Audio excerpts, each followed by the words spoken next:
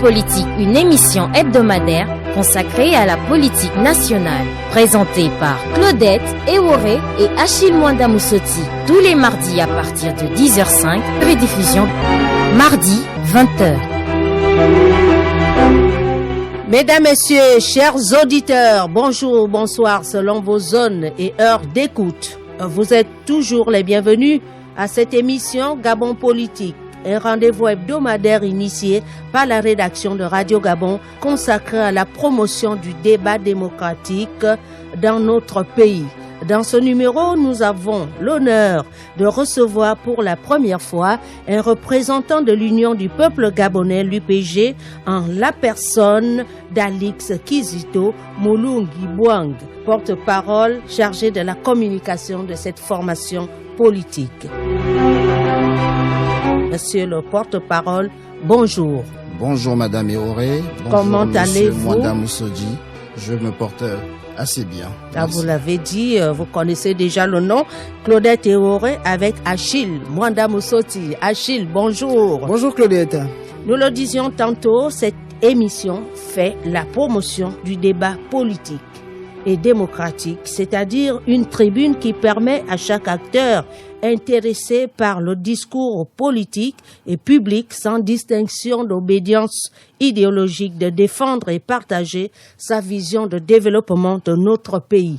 Nous nous inscrivons dans la logique du devoir de vérité et d'objectivité de notre profession, tel le décrivait à juste titre Albert Londres, journaliste français que nous paraphrasons en précisant que notre métier n'est pas de faire plaisir, non plus de faire du tort, il est de porter la plume dans la plaie. Monsieur le porte-parole, un commentaire à ce niveau? Tout ce que je dirais, c'est que j'apprécie bien ce que vous faites, parce que vous donnez là l'occasion à l'Union du peuple gabonais, une fois de plus, de parler sur vos antennes. Et c'est là l'occasion de juger, comme disait Edgar Morin, de vivre l'expérience expérimentée pour véritablement traduire en actes et en faits le véritable débat démocratique que votre émission, n'est-ce pas, offre aux partis politiques de notre pays.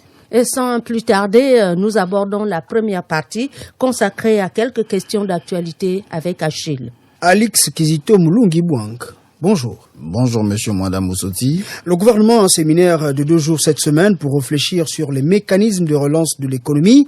Il s'agira donc pour les membres du gouvernement d'élaborer une véritable feuille de route sectorielle. Quel commentaire faites-vous à ce sujet? Vous savez, si je dois me référer aux anciennes feuilles de route, parce que ce n'est pas la première, je voudrais dire que, sans porter des gants, que je ne crois pas trop. Il s'agit bien du gouvernement Rose Christiane Osukara Ponda. Oui, mais il s'agit du même parti qui gouverne, avec le même programme de société.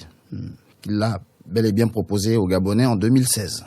Alors, qu'est-ce qui sera nouveau dans cette nouvelle feuille de route qui ne l'aura pas été dans les gouvernements précédents? Mais vous étiez directeur de cabinet d'un ancien, enfin on va dire du secrétaire politique de l'UPG, ancien ministre délégué à l'agriculture. Ce n'est pas faux. Parti qui a activement pris part au gouvernement de ce même parti. Ce n'est pas faux. Tout simplement dans le principe démocratique.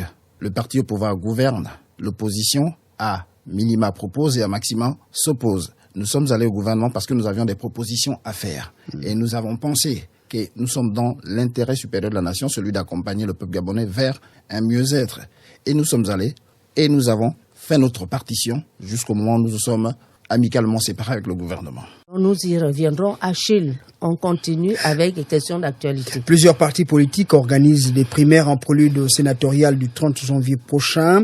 Quelle est l'approche de l'UPG pour ce scrutin? Avez-vous d'ailleurs obtenu de conseillers municipaux et départementaux au terme des locales d'octobre 2018? Bien entendu, l'UPG n'est pas totalement mort, comme penseraient plusieurs de nos détracteurs. Nous avons actuellement 8 conseillers municipaux. Où? Nous avons à Tchibanga un conseiller municipal qui est d'ailleurs premier maire adjoint. Oui, dans le cadre d'une alliance avec les démocrates. Naturellement, c'est ça le jeu politique aussi. Et nous avons 3 conseillers à Moulengi-Binza. Et nous avions 4 conseillers à Port-Gentil. Et un nous a fait défection pour rejoindre le camp d'en face. Donc nous sommes bel et bien représentés. Et vous participez aux élections sénatoriales? Naturellement, nous allons faire des propositions. Pour l'instant, nous sommes en discussion avec nos conseillers selon les aspirations des uns et des autres. Mais on sait bien que la date butoir de dépôt de candidature arrive à échéance. Peut-être au moment où je vous parle, les choses sont en train d'être faites. Je ne voudrais pas mettre la charrue avant les bœufs, mais l'UPG va participer à ces élections sénatoriales. Sur combien de sièges? Sur les 3 sièges où nous sommes représentés. On va aborder la vie du parti. Comment se porte l'UPG, l'Union du peuple gabonais? Peut-être l'occasion de nous redonner son positionnement politique. Bien, je voudrais, à la suite de votre question, Madame Eoré, dire que l'UPG, l'Union du peuple gabonais, est une formation politique gabonaise dont l'idéologie est proche du socialisme et de la social-démocrate. L'UPG est créé le 14 juillet 1989 par Pierre Mamboundou, décédé le 15 octobre 2011. Notre objectif, prendre le pouvoir par la voie des urnes, selon le principe de la démocratie, dans le respect scrupuleux de la Constitution, qui est notre brevière à tous. Social-démocrate, en des termes simples, qu'est-ce que ça propose aux Gabonais concrètement? C'est-à-dire que l'Union du peuple gabonais se place aux côtés du peuple, de la masse qui est généralement la plus défavorisée, pour proposer une sortie de la pauvreté au niveau qui est le nôtre, parce que il faut avoir l'honnêteté de reconnaître qu'un parti ne peut pas tout faire. En participant au gouvernement du pouvoir que vous décriez, est-ce qu'on peut dire que vous avez mis un peu d'eau dans le vin, contrairement à l'opposition radicale qu'incarnait le père fondateur de cette formation politique? Bien, vous allez constater, madame, que l'UPG, effectivement, à sa création, il y avait un discours musclé. Et son président ne portait pas les gants pour dénoncer tout ce que le parti au gouvernement faisait qui ne cadrait pas avec nos aspirations. Et vous allez remarquer qu'au fil des temps, comme il aimait l'expliquer, que le discours n'est plus resté radical parce qu'en même temps, nous avons constaté qu'en face, le PDG qui gouvernait avait apporté certains changements qui cadraient, n'est-ce pas, avec nos aspirations. Donc, on ne pouvait plus maintenir la même posture en étant simplement radical parce que nous avons trouvé en face un interlocuteur. Vous savez, exemple, que le principe de la biométrie, même si certains se l'approprient, nous n'avons pas, nous, à l'UPG, l'amour propre des droits d'auteur. Les Gabonais sont suffisamment édifiés de savoir que c'était le combat et le bébé du président Pierre Mamboundou et l'UPG. Le bulletin de vote avec la double enveloppe, c'est encore une proposition de l'UPG. Donc, il n'était plus pour nous question que l'on soit toujours dur. Mais cela nous a conduit à discuter avec le pouvoir en face. Et nous nous sommes mis d'accord sur un certain nombre de points. C'est sur la base de ces points, de ces accords, parce que vous vous souvenez que le 19 avril 2007, il y a eu la grande rencontre historique entre le président de fin Omar Bongo et le président de fin Pierre Mamboundou de l'Union du peuple gabonais. À partir de là, ils se sont dit un certain nombre de choses et ils ont pensé qu'il fallait mettre l'intérêt supérieur de la nation en avant. Et c'est dans ce cadre spécialement que nous sommes aussi, parmi tant d'autres points, allés au gouvernement pour proposer notre plan d'action. Certaines de ces choses n'ont jamais été révélées au peuple gabonais. Est-ce qu'on peut retenir 2 ou 3?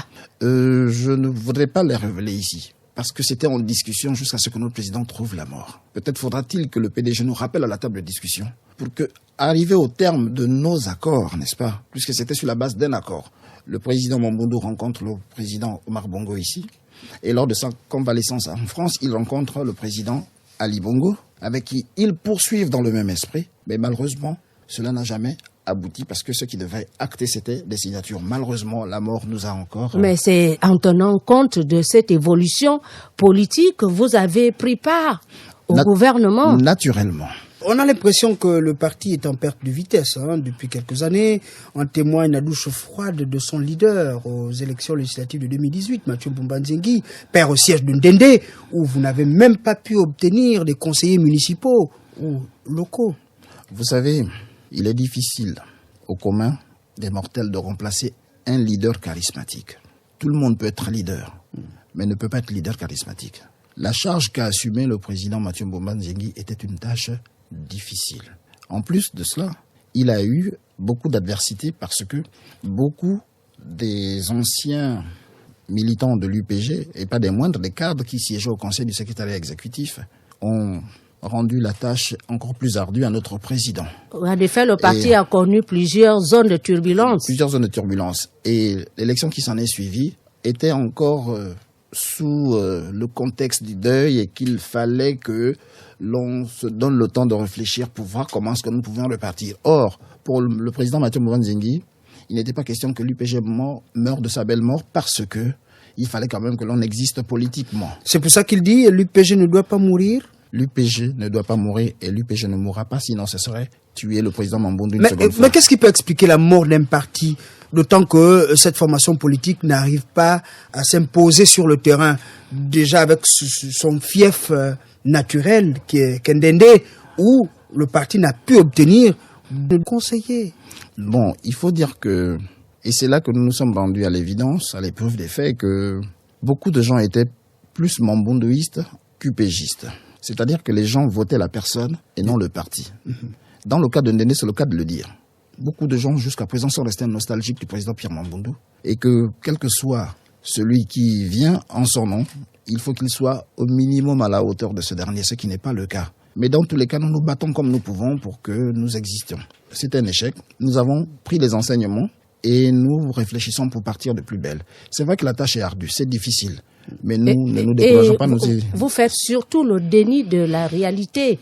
On note quand même la présence des tendances. Si vous faites le déni de cette réalité, nous savons que certains leaders du parti, tels que Moukani Wangu de l'Union et Solidarité, de David Mbandinga de l'UPGL, eux aussi se réclament héritiers de Pierre Mamboundou. Et vous ne faites pas grand-chose pour rassembler tout ce monde. C'est une question que je trouve particulièrement intéressante. Et je voudrais me prononcer une bonne fois pour toutes sur la question. Vous savez, on ne fait pas dans le déni. Nous restituons les faits réels. En effet, il n'y a qu'un seul UPG, pour parler d'un parti, celui qui s'identifie par la représentation graphique de sa marque déposée, qui est notre logo, sur lequel vous pouvez apercevoir deux mains qui se serrent la paume, soutenues par notre devise, l'union, responsabilité, dignité. En France, puisque c'est là-bas que la mise à disposition de notre logo fut autorisée dans les limites des droits accordés par les articles L 711-1 et suivant du Code de la propriété intellectuelle, est produite en vertu de ces droits. Donc tout autre parti politique qui n'utilise pas ce logo ne peut se prévaloir de l'UPG. Aussi, l'UPG a un siège national qui se localise à Wenje dans le 4e arrondissement de Libreville. En dehors de ce cadre, il n'y a pas d'autre siège à Libreville en dehors des locaux qui abritent les fédérations provinciales de notre parti. Ce sont des tendances, ça veut dire qu'il y a des mécontentements. Est-ce que vous ne pouvez pas faire quelque chose pour que l'UPG redevienne une et indivisible? Je ne voudrais pas trahir un secret, madame. Il y a quand même la cravate rouge que tout le monde, toutes ces tendances à bord. Je ne voudrais pas trahir un secret. C'est un fait. Tout le monde s'approprie la couleur rouge. Nous avons la propriété des droits d'auteur sur notre logo et notre devise. Il faut dire que nous sommes en discussion avec un certain nombre de partenaires. Mais il faut quand même dire aussi qu'il est difficile de sortir de la chapelle et d'aller créer son parti pour revenir à l'UPG. Cela sous-entend que vous devez dissoudre toutes vos chapelles, vos partis, pour devenir une seule indivisible. Parce que dans tous les cas, dans cette situation, c'est l'UPG qui ne doit pas disparaître. Parce que à partir du moment où l'idéologie est la même. Non, l'idéologie n'est pas la même. Mais tous ces partis se réclament du socialisme. Du social-démocrate. Oui, social-démocrate. Héritier de Pierre Mamboundou. Héritier de Pierre Mamboundou. Oui. Pas héritier de l'UPG. Mais de tout ça, monsieur, l'UPG est le bébé de Pierre Mamboundou. Donc, ils sont tous héritiers. Oui. Et même Ben Moubamba détient un morceau. Oui, il faut dire que l'UPG apparaît ici comme la maison mère. Ce grand hypermarché où tout le monde est allé faire son marché politique. Parce que c'est là où je suis d'accord avec vous lorsque vous dites que l'UPG a engendré beaucoup de petites chapelles politiques, n'est-ce pas? Nous avons, pour ne pas les citer, exceptionnellement l'aréna du président Richard Mulumba, qui était parti avant. Lui est sorti avant le décès de notre président. Lui aussi se réclame. Lui aussi, il se réclame. Oui. Donc, premièrement, le premier-né de l'UPG, c'est l'aréna de Mulumba. Après, nous avons l'UPGL de David Mbandinga. Après, nous avons l'ACR de Bruno Ben Moubamba. Nous avons Union Solidarité de Moukani Wango. Nous avons même le fer de Bonaventure du Manfumbi. Nous avons VIP qui se réclame des valeurs, l'incarnation des valeurs du président Pierre Mamboundou. Et là, aujourd'hui, nous avons même les Mamboundouistes qui sont incourants, mais qui restent quand même à l'intérieur du siège. Nous sommes d'accord. Et c'est là que l'UPG reste un grand parti. Est-ce qu'on peut expliquer, enfin, en observant toutes ces dissidences, on a l'impression que Mathieu Mboumba Nzengi n'a pas l'étoffe pour diriger le parti. Non, c'est un problème d'ego, simplement. C'est D'abord, un problème d'ego. où est-ce qu'il est? Parce que souvent, pour la première fois, ce sont les leaders eux-mêmes qui viennent à ce rendez-vous. Qu'est-ce qui s'est passé? Il a un calendrier très chargé. Et à l'Union du peuple gabonais, nous n'avons plus le leader charismatique, c'est-à-dire que celui par qui tout devrait se faire. Il m'a mandaté pour parler au nom du peuple gabonais. Je porte ce mandat et voyez en ma personne un envoyé spécial du président Mathieu Mboumba Nzengi. On n'est pas loin des Nations Unies avec tous les représentants dans les sous-régions. Vous êtes l'un des représentants de l'UPG aujourd'hui. Alors, aujourd'hui, la cartographie de votre parti, est-ce qu'on peut avoir une idée? La cartographie de notre parti, il faut dire, pour être franc avec vous, que nous sommes en train de la redéfinir et de la redécider. Parce que, comme tout autre parti à la perte de son leader charismatique, connaît des soubresauts, connaît parfois même un déclin. Il faut être fort comme l'UPG pour résister à toutes ces attaques qui sont venues de gauche à droite, de partout, dans le camp d'en face comme dans notre propre camp, pour demeurer toujours debout. L'UPG ne mourra pas. Mais on a l'impression que vous n'avez pas pu tenir le bon bout. On a vu le PDG perdre son président fondateur et rester toujours à s'imposer sur le terrain. Or vous... Oui, conseiller sur le plan national, sur 9 provinces. Et l'implantation au niveau national vraiment tarde à se réaliser. Qu'est-ce qui se passe? Madame, comparaison des paraisons, oui. Le PDG a les moyens de sa politique, n'est-ce pas? L'UPG également est trentenaire. Oui, l'UPG est trentenaire, mais avec ceci de particulier, c'est que nous comptions sur des militants qui avaient toute leur confiance en la personne du président Mamboundou. Et lorsque le président Mamboundou nous a quittés de façon éternelle, n'est-ce pas? Ils ont pensé qu'ils n'avaient plus besoin de poursuivre cette aventure avec l'Union du peuple gabonais. Et nous sommes sur le terrain pour faire ce travail en disant, nous avons perdu le président. Il n'est pas bon pour vous de tourner le dos à ce parti que vous avez aidé vous-même à construire. Maintenons au moins l'édifice afin que le président Mamboundou ne disparaisse pas définitivement. Parce qu'à travers l'existence de notre parti, l'UPG et Pierre Mamboundou existent bien et bien. Vous vous comportez trop comme des orphelins qui sont à la recherche d'un tuteur. Ce n'est pas tant ça, madame. C'est vrai qu'on donne cette impression. Mais simplement aussi qu'il faut dire que vous ne nous avez pas donné l'occasion de parler souvent. Nous parlons, les médias. Mais venez, les médias ne chassent personne. C'est vrai. Mais les médias aussi vont vers la recherche de l'information. C'est vous qui voulez communiquer. C'est-à-dire que tous les samedis, par exemple, nous tenons des conseils du secrétariat exécutif à Awenje. Qui sont bien médiatisés. Non. Pas qui sont bien médiatisés. À quelques exceptions près, vous avez pris quelques sorties de l'Union du peuple gabonais, mais pas toujours. Nous sommes allés parfois même dans des médias que je ne vais pas citer, déposer nos communiqués finaux qui ne sont jamais passés. On a l'impression que les mamboundistes communiquent plus que le parti lui-même. Mais ne dites pas que les mamboundistes ne sont pas un parti. Oui, on parle du courant de votre parti qui communique mieux que le parti. Non, ils communiquent avec notre bénédiction, justement.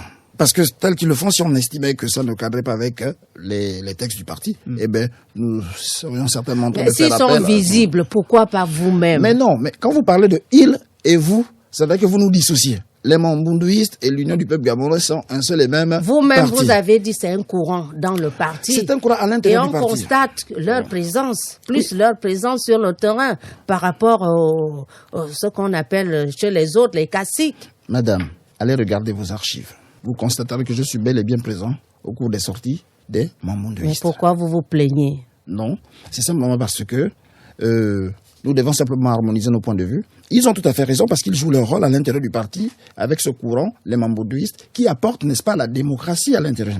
Vous savez, par le passé, tout se focalisait autour du président. Quand le président avait pris une décision, enfin, tout le monde s'alignait. Aujourd'hui, ce n'est plus le cas. Le président, Mathieu Mboumba Nzengi, gère la démocratie véritable à l'intérieur. Vous avez décentralisé en interne? Bon, pas une sorte de décentralisation en interne. Il faut dire que pour accepter le courant des mamboundouistes, ce n'était pas chose facile.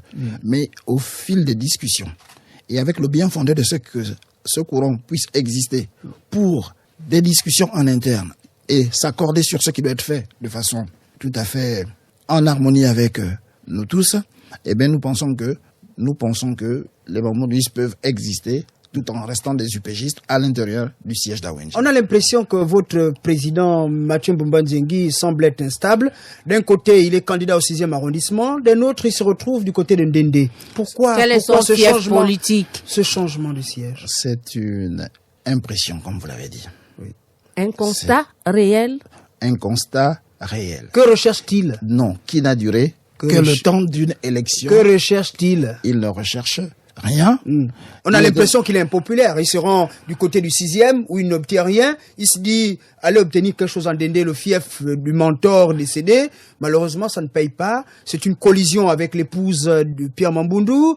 Un côté avec Bruno Ben, même s'il quitte le bateau. C'est quoi exactement? Que recherche-t-il? Vous n'avez pas répondu à la question. Non, dire que le président Mathieu Mbumba Nzengi est instable, dire que le président Mathieu Mbumba Nzengi est instable politiquement, naturellement, puisque nous sommes là dans le cadre politique, je ne voudrais pas avoir la faiblesse de penser que vous manquez de respect à le président. Ce n'est pas le cas ici. Non, ceci pour dire que je vais vous expliquer la situation réelle. Effectivement, le président Mathieu Mbumba Nzengi a fait ses humanités à Libreville, n'est-ce pas? Selon ce que confère la Constitution, que tout Gabonais a le droit de se présenter sur n'importe quelle partie du territoire national où il a des intérêts économiques. Voilà.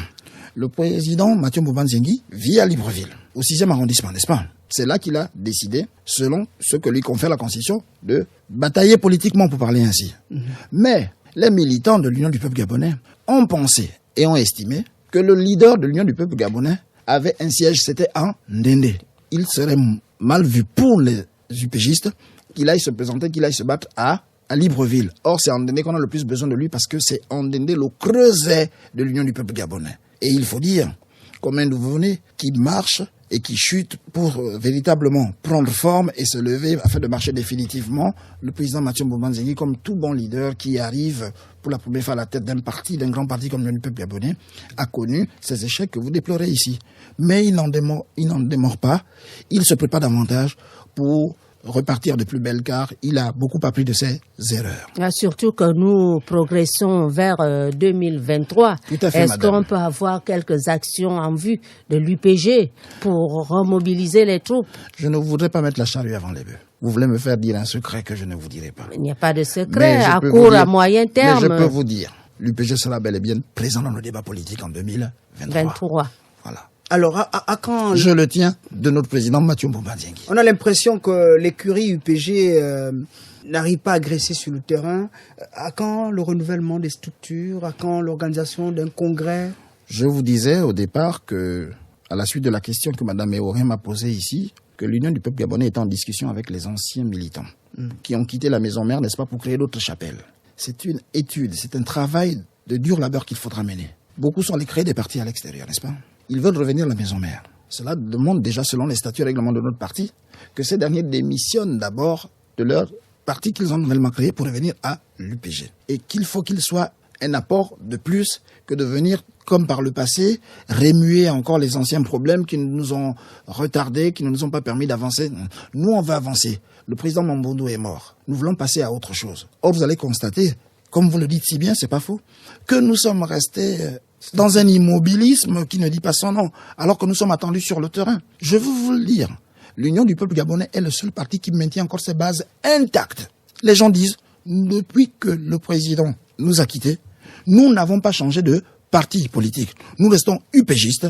Nous attendons simplement que vous vous réunissez afin que, ensemble, nous mettons en marche la machine UPG. Et vous verrez, je vous assure, l'UPG est représenté sur Ça, c'est la théorie ou bien c'est la pratique? C'est la Parce que vous pratique. n'êtes pas présent sur le terrain. Je vais Ça vous veut dire dire. que ce sont des affirmations gratuites. Ce ne sont pas des affirmations gratuites. Un leader, Oui. le parti politique l'a dit. Un leader. Ça, c'est Un leader- une affirmation. Est-ce un que vous leader avez de vérifié parti- sur le terrain un leader de pour voir parti si vos politique l'a structures dit. existent? Il a dit ceci. On a bien vu que sur le terrain, Monsieur vos Mwanda structures Mousseti. sont décapitées. Je vous ai dit, les bases restent intactes. On attend l'émulation pour booster, pour mettre la machine en marche. Ça veut dire que elles sont inactives, n'est-ce pas? Nos bases sont inactives. Il suffit de les réactiver pour que vous voyez la machine UPG sur le Il terrain. faudrait aussi les compléter. Vos bases ne sont pas suffisantes. Avec tous les départs. Naturellement. Le pays est vaste, Non, je vous dis sur toutes les 9 provinces du Gabon. surtout les 9 provinces. Oui, nous avons des représentants. Nous avons des fédérations. C'est juste pour faire le nombre. Pas pour faire parce le qu'on- nombre, madame. On les entend pas du tout. Aux dernières élections, nous avions des listes sur toutes les 9 provinces. Mais la moisson, comme vous l'avez si bien dit, a été maigre. Très. Très maigre. C'est l'occasion de le dire, je le dis sans complexe. Est-ce que ces résultats ne sont pas la conséquence de l'immobilisme de votre parti?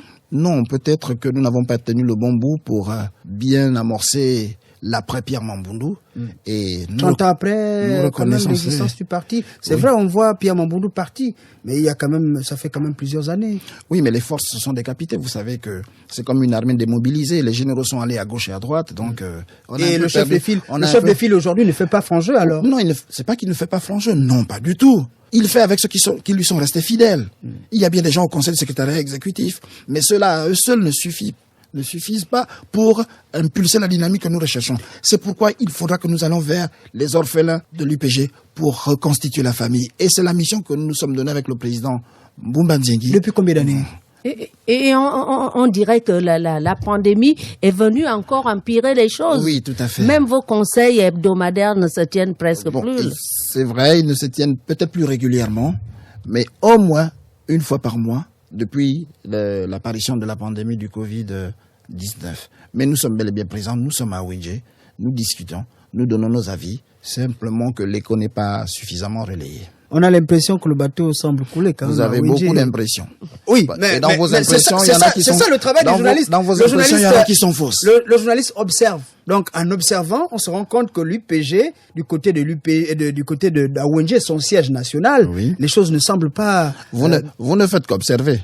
Mais vous n'allez pas demander qu'en est-il réellement. On a demandé, puisqu'on voit bien qu'il y a des querelles. Le siège est régulièrement fermé. Mais le siège n'est pas fermé. Je vous dis que samedi, nous avons tenu un conseil. Quelle est l'ambiance? Je pourrais montrer à la fin de l'émission dans mon téléphone les images qui ont été prises, qui ont été balancées dans notre forum de l'UPG. Quelle ambiance aujourd'hui entre Mathieu Mbumba Nziengui et Jean-Olivier Kumba Mbumba, l'ancien secrétaire général devenu secrétaire politique? On sait bien que les choses n'allaient pas trop bien. C'est une situation que nous avons traversée, qui est en train de revenir à la normale, et les fils et filles de l'UPG ont décidé de se parler.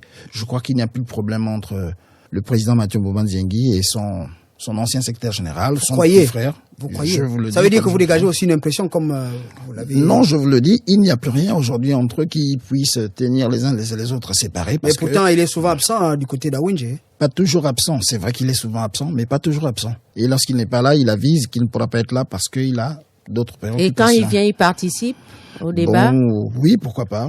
Il participe au débat. Parlons de votre parti. Comment avez-vous assisté vos militants depuis le début de cette crise sanitaire? On a quand même besoin des messages réconfortants, à la limite des gestes pour encourager les populations. Dans le cadre de notre parti, l'UPG, nous avons suffisamment communiqué là-dessus. Nous avons fait des propositions. Et vous avez d'ailleurs à l'occasion été invité à cette sortie de l'Union du peuple gabonais où le président Mathieu Mbumba Nziengui s'est abondamment exprimé là-dessus. Nous étions d'accord avec la démarche ou le plan mis en place par le gouvernement. Nous avons simplement davantage renforcé en donnant certaines orientations, comme il est de notre mission. Nous faisons des propositions. Et maintenant, les tenants des mécanismes, les leviers du pouvoir doivent mettre en branle toutes les actions entendues ici et là par les autres parti qui propose. Et vous suivez comme nous l'actualité dans ce sens, avec les chiffres qui sont en hausse et le gouvernement propose un éventuel reconfinement. Quel est votre avis? À l'Union du peuple gabonais, nous sommes un peu sceptiques. Pourquoi? Vraiment, je vous le dis comme ça, parce que un deuxième reconfinement, alors que le premier confinement a été un échec, notamment dans la protection et le suivi de ce confinement, en ce sens que ni l'électricité promise gratuitement aux populations. Mais vous parlez d'échec, mais on a quand même eu, par rapport aux autres pays, on a eu le nombre de cas moins important. Ça aussi, c'est le côté vous ne voyez pas seulement le côté assistance alimentaire, assistance, je sais pas quoi d'autre. Mais c'était des mesures d'accompagnement. Des mesures, la prévention également. La prévention. Oui. Mais après, qu'est-ce que ça a donné? C'est que tout le monde s'est mis à se plaindre parce que dans les mesures d'accompagnement, rien n'a été palpable sur les faits. Ou si ça a été palpable, ça a été alors là vraiment minimum. Qu'est-ce que le Conseil politique propose? Nous avons communiqué là-dessus. Nous avons véritablement proposé. Réitérez, vous êtes sur les antennes de Radio Gabon. Alors, un reconfinement, nous ne sommes pas d'accord. Mais nous pouvons cibler les secteurs qui pourraient faire en sorte que on jugule, n'est-ce pas, la pandémie la propagation de la pandémie. Nous pensons par exemple, vraiment ça pour le dire comme ça, qu'on devait fermer les frontières. Parce qu'il faut dire que cette pandémie vient plus de l'extérieur qu'à l'intérieur ici. Et le comportement civique de certains compatriotes. Le comportement civique s'explique par la démission du gouvernement dans l'accompagnement des populations. Et on se retrouve dans la débrouillardise où les gens se disent « j'ai perdu mon emploi, j'ai fermé mon magasin, je n'ai plus de quoi me nourrir, alors qu'est-ce que je fais ? Je passe dans des activités au noir. » C'est votre avis. Dans quelques jours, l'élection des sénateurs, vous y participez, mais une élection qui se déroule, comme nous le disons, dans un contexte de crise sanitaire due à la pandémie de la COVID-19. Alors, votre voix est autorisée. Quel est votre message, d'abord à vos militants et au peuple gabonais tout entier, pour terminer l'émission? Merci, madame. Je voudrais dire ici que nous dénonçons un peu la réforme de la Constitution, notamment dans la restriction des sièges au Sénat. Il y a comme là un énième mensonge, permettez-moi de vous le dire. Pourquoi je le dis ? Parce que selon les modifications constitutionnelles, il est dit ceci. Désormais, on passe de 102 sénateurs, n'est-ce pas, à 52 sénateurs, n'est-ce pas ? Et lorsqu'on voit le découpage avec 11 sièges pour le Haut-Ogooué, 9 sièges pour l'Angounié, 2 sièges pour le Moyen-Ogooué, 4 sièges pour le Goué-Ivino, le Goué-Lolo, 5 sièges pour la Nyanga et tout ça là, effectivement que le ratio tombe à 52. Or, il est dit en substance que le président de la République a autorité de nomination sur certains sénateurs, n'est-ce pas ? À partir de ce moment, nous nous rendons à l'évidence selon un calcul savamment mené à l'Union du peuple gabonais, que nous sommes largement au-dessus des 52 sièges proposés pour la nouvelle configuration du Sénat. Ça a été expliqué. Le président de la République est revenu sur cela. Attendons voir. Alors, nous disons que les réformes constitutionnelles, nous ne sommes pas contre. Mais il faudrait qu'elles tiennent compte aussi de la vie des populations. Parce que dans le principe de la démocratie, le peuple est souverain. Or, tel que les choses sont menées, on a l'impression que le peuple est en marge des décisions de son destin. Monsieur le porte-parole, vous allez participer à ces élections. Le vin, là, il faut le boire. Qu'est-ce que vous dites à vos grands électeurs ? Nous disons à nos grands électeurs que l'UPG se lance dans la bataille et qu'ils ont la lourde mission de faire en sorte que l'UPG ne disparaisse totalement de l'échiquier politique gabonais. Nous devons exister. Le parti est là, le parti va les accompagner et nous espérons que nous sortirons de là avec quelques élus. Nous avons foi. Bonne chance à vous. Merci. Voilà, chers auditeurs, ce numéro de l'émission Gabon Politique est terminé. Nous étions face au porte-parole en charge de la communication de l'Union du peuple gabonais, l'UPG, la seule et l'unique héritière légale du père fondateur Pierre Mamboundou, selon notre invité. Merci à l'Exquisito Moulung Bouang. Merci, madame. Merci à nos auditeurs pour la confiance renouvelée. L'émission a été réalisée par Hans Ndong Mendam. On se retrouve très prochainement avec un autre invité sur Radio Gabon, la référence.